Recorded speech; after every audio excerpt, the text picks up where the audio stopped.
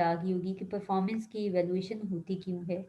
एक तो हमें पता है कि परफॉर्मेंस को मैनेज करना ज़रूरी होता है। परफॉर्मेंस मैनेजमेंट का मतलब ये होता है कि अगर आपके डिज़ायर्ड परफॉर्मेंस नहीं अचीव हो पा रही है या एक्चुअल परफॉर्मेंस डिज़ायर्ड परफॉर्मेंस से कम है, 100 यूनिट्स अगर कंप्लीट करने हैं तो 70 प्रोड्यूस हुए हैं। 100% कोर्स आपने कवर करना है, 10 चैप्टर्स आपने कवर करने हैं, आपने 7 या 8 चैप्टर्स अगर कवर करवाए हैं तो क्या प्रॉब्लम्स थे? फिर आप जो प्रॉब्लम्स थे उनको रिजॉल्व करेंगे ताकि नेक्स्ट टाइम 100 यूनिट्स ही प्रोड्यूस हों और नेक्स्ट टाइम 100 जो 10 आपने चैप्टर्स कवर कराने हैं एक सेमेस्टर में वो 10 ही कवर हों। इसलिए कि ऑर्गेनाइजेशन जो है वो जो क्लेम करती है, वो जो उसने विजन सेट किया हुआ है, उस विजन तक अपनी फ्यूचर डिज़ायर्ड डेस्टिनेशन तक पहुंचने के लिए ऑर्गेनाइजेशन ने तो बड़ी प्लानिंग कर रखी है और उस प्लानिंग को कामयाब बनाने के लिए ऑर्गेनाइजेशन ने आपको हायर किया हुआ है और उस काम के लिए हायर किया हुआ है जो कि आप कर सकते हैं, जो करने की सलाहियत आप रखते हैं। फिर भी अगर आप परफॉर्म नहीं कर रहे हैं तो आपकी कोई ज़रूरत नहीं है हमें, क्योंकि आप ऑर्गेनाइजेशन का वो जो जर्नी है टू द फाइनल डेस्टिनेशन वो नाकाम बना रही हैं। तो इसलिए परफॉर्मेंस मैनेजमेंट प्रोसेस को कीप ऑन रखने के लिए परफॉर्मेंस अप्रेजल बहुत ज़रूरी है। जब पता ही नहीं होगा कि एक बंदा क्या पढ़ा रहा है, कितना कोर्स करवाया है, एक बंदा कितना नंबर ऑफ प्रोडक्ट्स प्रोड्यूस कर रहा है, हम कितना चाह रहे थे, हमारी डिमांड जो है वो हमारे कस्टमर्स हैं सपोज 10,000 और उनमें से 8,000 प्रोड्यूस हो रही हैं प्रोडक्ट्स, तो 2000 तो हमारे एक दफ़ा आएंगे, आउटलेट पे चीज़ नहीं पड़ी हुई है, दूसरी दफ़ा आएंगे, तीसरी दफ़ा वो मुड़ के कभी आएंगे ही नहीं, वो किसी और प्रोडक्ट पे स्विच कर जाएंगे। इसका मतलब ये हुआ कि जो 2000 कस्टमर्स हैं वो उस इंडिविजुअल की वजह से हमने खो दिए हैं, वो हमारा लॉस हो गया उस इंडिविजुअल की वजह से जो कि हमारे प्रोडक्शन हाउस के अंदर काम कर रहा है, जिसकी ड्यूटी थी, जिसको के ऊपर हमने बिलीव किया था, हमें ट्रस्ट था कि ये बंदा हमें इतने टाइम के अंदर इतने प्रोडक्ट्स बना के देगा, लेकिन उसने नहीं बनाए। उसकी वजह से हमारा जो एक टारगेट है वो हम अचीव नहीं कर पाए। उसकी वजह से 2000 जो लोग हैं वो हमने खुद अपनी नेग्लिजेंस की वजह से, अपनी नाअहली की वजह से अपने कंपेटिटर को दे दिए, लॉस हो गया। इसलिए परफॉर्मेंस अप्रेजल ज़रूरी है। एक दफ़ा टारगेट अचीव नहीं हुआ, क्यों नहीं हुआ, करेक्टिव एक्शन लिया जाए, नेक्स्ट टाइम टारगेट अचीव होना चाहिए। नेक्स्ट टाइम भी नहीं हो रहा, प्रॉब्लम भी रिजॉल्व है, दैट मीन्स कि वो इंडिविजुअल ऐसा उतना एलिजिबल नहीं है कि आप उसको वो ड्यूटी असाइन करें, आप सिंपली उसको रिप्लेस कर दें, क्योंकि ऑर्गेनाइजेशन ने अपने टारगेट्स को अचीव करने।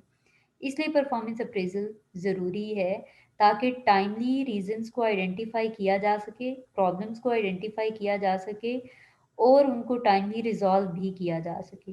रीज़न कि हमने अपने टारगेट्स, हमने अपने गोल्स को टाइमली अचीव करना है, वरना हम कस्टमर्स का नुकसान कर बैठेंगे, कस्टमर्स हमारे स्विच हो जाएंगे, हमारे जो प्रॉफिट्स हैं वो कम होना शुरू हो गए, फिर हमने जो इन्वेस्टमेंट फ्यूचर में सोची हुई थी वो हम कैसे कर पाएंगे, प्रॉफिट्स तो आ नहीं रहे हैं। देन हम देखेंगे appraisals help in planning for correcting deficiencies and reinforce things done correctly।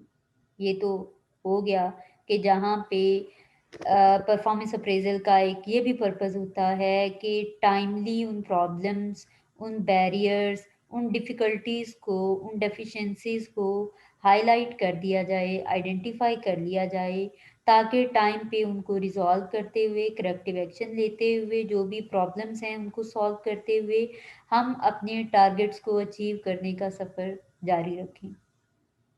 उसके अलावा अप्रेज़ल से समझ आती है, हमने देखा रिसोर्सेज़ इतने जितने यूटिलाइज़ होने चाहिए रिसोर्सेज़ उतने ही यूटिलाइज़ हो रहे हैं, उतने ही प्रोवाइड किए जा रहे हैं, उतना ही टाइम है, सब है, मशीन की कैपेसिटी भी है, सारी चीज़ें हैं।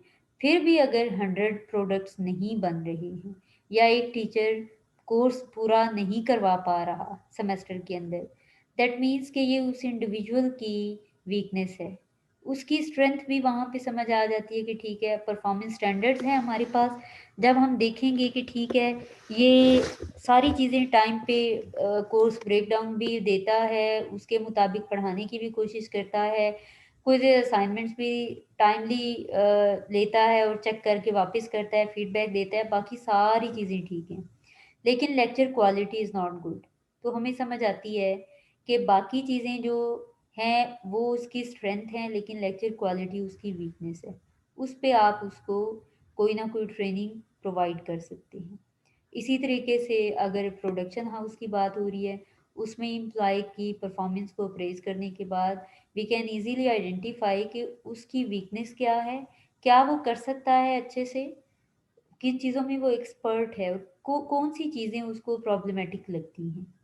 फिर या तो उसको ट्रेनिंग दी जाए उनके ऊपर, या फिर आप उस इंडिविजुअल को सिर्फ वो वाला टास्क असाइन करें जो जिसमें वो एक्सपर्ट है, या जिसके लिए उसकी स्ट्रेंथ, उसकी एबिलिटीज़ इनफ है।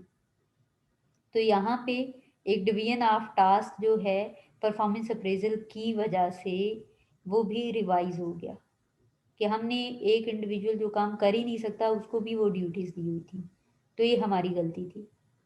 हमने अब दूसरे उस इंडिविजुअल को वो ड्यूटीज़ दे देनी है जो कि वो काम कर सकता हो, और इसके पास वो ड्यूटीज़ रहने देंगे जिनमें ये एक्सपर्ट होगा। Appraisals affect the employee salary raise decisions. एक एम्प्लॉय परफॉर्म ही नहीं कर रहा, हर दफ़ा स्टूडेंट्स आके शिकायत करते हैं कि जो हमारे इंटरनल मार्क्स हैं सपोज़ वो ऐसे ही लगते हैं। क्विज़ेज़ असाइनमेंट्स की हमें नहीं समझ आती कि कहाँ से मार्क्स कटे हैं और क्यों कटे हैं, या पेपर में ऐसा हो रहा है तो हमें बताया नहीं जा रहा, या फिर कोर्स जो है हमें उतना एक्सटेंसिव लेवल का नहीं पढ़ाया जाता जितना हमें इस डिग्री के अंदर पढ़ाया जाना चाहिए, या हमारी जो हमने एफएससी या आईसीएस में चीज़ें पढ़ी हुई हैं, वही वाले बेसिक कॉन्सेप्ट सिर्फ उसी तरीके से उसी लेवल की चीज़ें हमें पढ़ाई जा रही हैं। ठीक है? जबकि यहाँ पे ऑनर्स के अंदर एडवांस्ड लेवल ऑफ स्टडीज़ होना चाहिए, वो नहीं है। तो इसकी बेस पे ऑर्गेनाइजेशन कैन डिसाइड कि एक एम्प्लॉय की पे बढ़ानी है या कि नहीं बढ़ानी। और कुछ लोग होते हैं जो कि एफिशिएंटली परफॉर्म कर रहे होते हैं, जितना ऑर्गेनाइजेशन एक्सपेक्ट करती है उतना या उससे भी ज़्यादा वो परफॉर्मेंस देना शुरू हो जाते हैं। दैट मीन्स कि वो ज़्यादा एंथुजियास्टिक होते हैं, ज़्यादा डेडिकेटेड होते हैं ऑर्गेनाइजेशन के लिए, और जो भी रिस्पॉन्सिबिलिटी उनके ऊपर डाली जाए वो उसके लिए खुद को रिस्पॉन्सिबल समझते भी हैं और ज़्यादा अच्छा आउटपुट देते हैं। इसलिए ऑर्गेनाइजेशन को लगता है कि ये काबिल भरोसा लोग हैं, इनको इनकी मेहनत का, इनके हार्ड वर्क का, इनकी एफर्ट्स का रिवार्ड मिलना चाहिए। अल्टीमेटली उनको खुश करने के लिए, या उनकी हार्ड वर्क से, उनकी इफ़ेक्टिव परफॉर्मेंस से खुश हो के ऑर्गेनाइजेशन उनकी पे इंक्रीज़ कर देती है।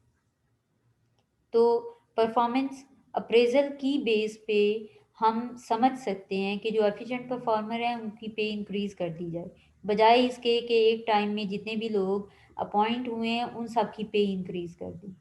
आप इससे क्या होगा कि परफॉर्मेंस अप्रेज़ल की बेस पे जब पे रेज़ होगा तो यू कैन ईज़िली जस्टिफ़ाई कि आपकी परफॉर्मेंस रेटिंग अभी तक ये आई है और उनकी परफॉर्मेंस रेटिंग ये चल रही है।